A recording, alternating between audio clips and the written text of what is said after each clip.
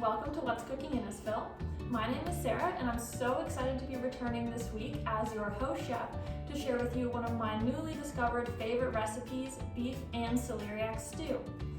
As you may know, I really enjoy trying out new recipes featuring local ingredients.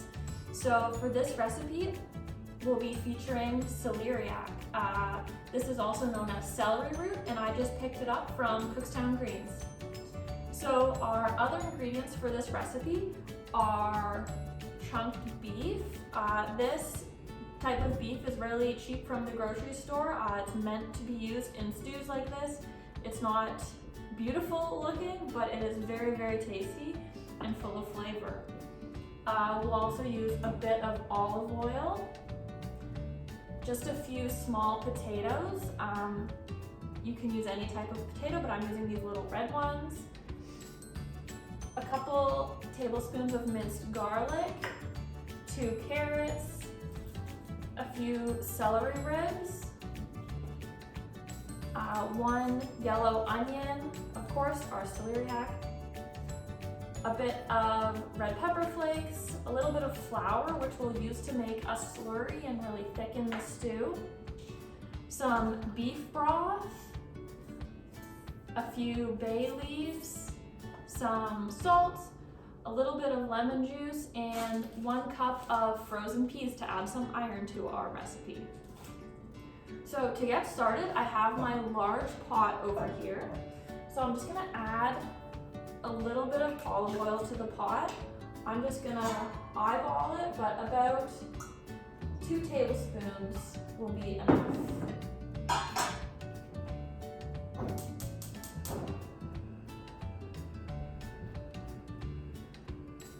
So we'll give a couple minutes for the olive oil to heat up, but I do know that my pot gets hot really fast. So I'm just gonna take my chunked beef and cut it into a little bit smaller pieces because some of them are kind of big. You don't need to do this, it's just up to you based on the size of the beef pieces that you get and kind of how you like your stew. So I'll just be cutting them into smaller pieces, just about this size.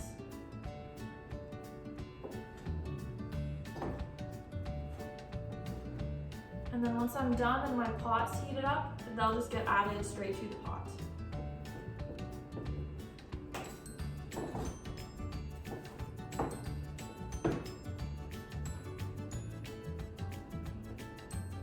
Some of these pieces are kind of small, so I'll just leave them as it is. Just the bigger ones I'll be chopping up.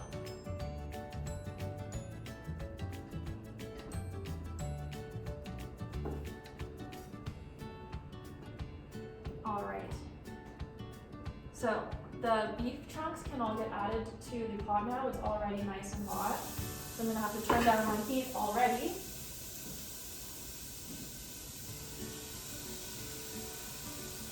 And I'll just go wash my hands. I'll be right back. So I'm just going to cook the beef in this pot for a couple minutes, stirring regularly until the pieces are browned on all sides, kind of like how this piece here is brown on the top. We want all the pieces to look like that all the way around. Now while the beef is cooking a little bit, I'm gonna get started on prepping some of my veggies because they'll be going in the pot next. So I already have my garlic minced and my onion diced. The celery, I have a few ribs here. I'm just gonna cut these into thin pieces. You can use the thin, lighter colored pieces on the inside too, along with their leaves. This soup is really featuring the celery flavor since we have the celery root involved. So let's just go ahead and use the whole thing. All right, so I have my celery ready. And it looks like my beef is now nice and brown. So I'm going to add in my minced garlic. Garlic is a great ingredient to include when cooking. You only need a small amount, but it packs a ton of flavor. And it also has a compound in it called allicin, which is It has anti-inflammatory properties, so it's really good for our health, and we only need a small amount to get those benefits. And I'm also going to add in my diced onion.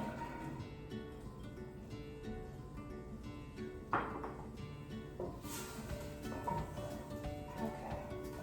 While I let those get cooking, once I really start to smell the aroma of the onions and the garlic, then I'll add in the celery and the carrots. So I'll get started on chopping these. You don't need to peel them, these are already washed. So I'm just gonna cut off the end pieces. And then I'll cut them into kind of thick chunks. Again, similar to the beef, it depends how chunky you like your stew to be. So I'll do some that are kind of thin and some that are a bit thicker. So I have lots of different textures in there.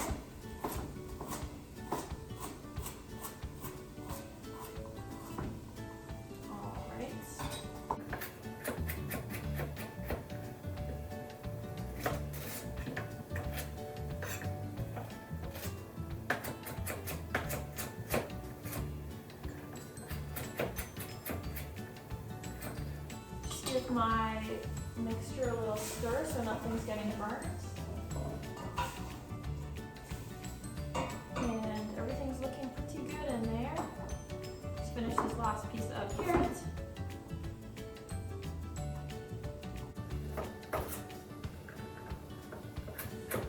Carrot is another great vegetable to include in our winter diets. It's available locally in the winter since it's a root vegetable and it stores really well.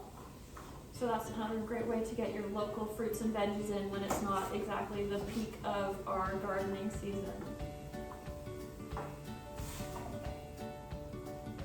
Okay, so my onions have started to turn a little translucent, so I think it's about time we add in some flour. You can start with about 1 tablespoon of flour and add that in. And this will help thicken the soup and make it nice and hearty. If you find later on while you're cooking that you want it a bit thicker, you can always mix the flour with a little bit of water and then add that into the soup, and that will help thicken it. And if there's stuff getting stuck to the bottom of the pot, that is okay. When we add in the broth, that'll help lift everything and get that flavor back into your stew. All right, I'm gonna add in a teeny bit more flour because I do like my stew to be pretty thick. All right, now I'm gonna add in my carrot and celery.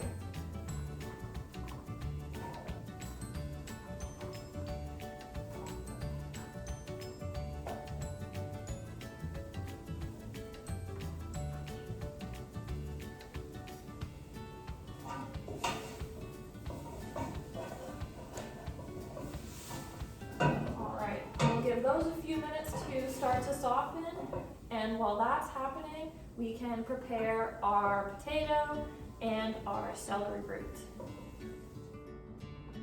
Similar to the carrots, I'm just going to cut the potato into medium-sized chunks.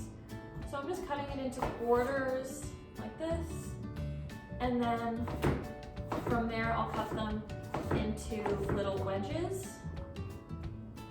See them from there, but that's what kind of the size I have going on. You don't have to peel them unless you really don't like potato skins, but there's lots of nutrients in there and it's a good way to minimize food waste. Alright, so we'll add those into the pot. The celery and carrots have softened a little bit, so we'll add in the potatoes. And our special recipe feature, the celery root or celeriac. So it's very knobby and bumpy, and we are going to peel this one. It feels kind of like a potato when you're peeling it. And you'll find when you peel it, you can kind of still see like little circles. That's totally fine. You don't have to peel too deep to get rid of those. That's just part of the vegetable. So we'll peel the skin off. And it does get a little tricky when you get to the top of the root there. It's very bumpy.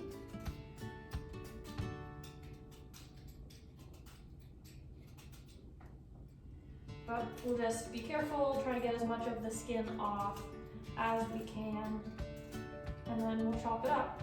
Just like everything else, it'll get chopped into medium-sized chunks, whatever size works for you and your stew. Maybe you might want to try a few different sizes. Yeah.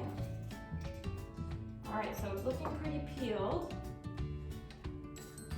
And then I'll just cut it into strips like this to get the right thickness.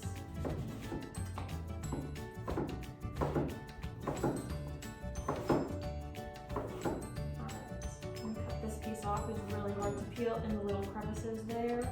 And same here. But the rest of it, all good to go. And we'll just cut it into little cubes like this. Celeriac can be eaten raw, so definitely go ahead and try a piece, see what you think. Like I mentioned, you'll likely notice a strong celery flavor. And it feels kind of like eating a raw turnip.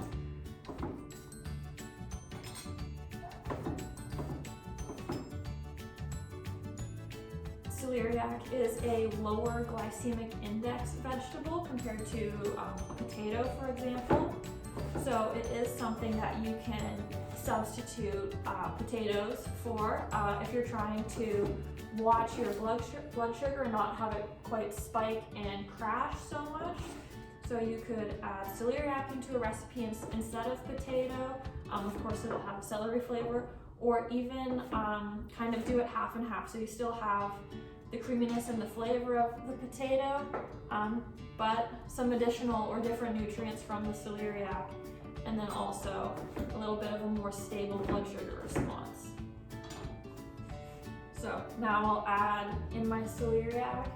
This is about 500 grams, so I had one large root, but if you have smaller ones, you might need to use a couple more. All right. I'm gonna mix everything together. Turn up the heat a little bit because it sounds like it's quieted down a little. And then I'll give everything just a couple minutes to kind of get started. And then we'll add in our beef broth and our spices. Let me just tidy this up and we'll be right back. All right, so all of our vegetables and the beef are in the pot and have started cooking. So now we can add in our broth and our spices and herbs. So I have a box of beef broth here, and I'll just add in the whole thing. If you choose to swap out chicken in your recipe instead of beef, then you could use chicken broth here instead. Or similarly, if you opted for a plant-based protein like lentils or chickpeas, you could use a vegetable broth instead. So now I'll increase the heat a little and use this opportunity to kind of lift any of the veggies that have got stuck to the bottom of the pot and get that flavor into the stew, sorry. And I'm going to add in a couple bay leaves. These are pretty big ones, so I'll just use 2. But if they're smaller, you could use more. Just make sure you keep track of how many are in there so you can scoop them out when it's time to serve the stew. And I'm going to add in some lemon juice. I'll just add in a splash. About 1 or 2 teaspoons is enough to really bring out the rest of the flavors in the stew. That should be enough. And my red pepper flakes, a small amount brings a lot of flavor, so this is just half a teaspoon here. I'll toss those in. and a little bit of salt. This also is about half a teaspoon, but I'm just gonna eyeball it, and you can use however much that you tend to like in a soup. If you're into the salty flavors, then you can go ahead and add a little more. If you're trying to watch your sodium intake, then you might not want to add so much, or opt for a low sodium broth. Alright, so now I'm going to bring it to a boil and then reduce the heat to low and cover it and let it cook for about 25 minutes until the beef is cooked all the way through. And like I mentioned earlier, if you find that the broth is a little too liquidy for the stew texture you're going for, you can combine some flour with just a small amount of water until it becomes a slurry and mix that into the stew so that it thickens. And we'll check back up on this in about 25 minutes. Our stew is done simmering and the beef is cooked fully through. So now all that's left is to add in our frozen peas. We add them in at the very end just because we just need them to thaw. We don't need them to cook any further. So we just add them in at the end and mix them in and just give them a couple minutes to thaw. If you like corn, you can also add in frozen corn. I really like to include the peas in my stews and soups and stir fries because they are a great source of protein and iron. Alright, now that it's all mixed together and the peas appear to have thawed, I can serve it. It looks like a pretty thick stew. Alright, get a little bit more of the broth. And here we go.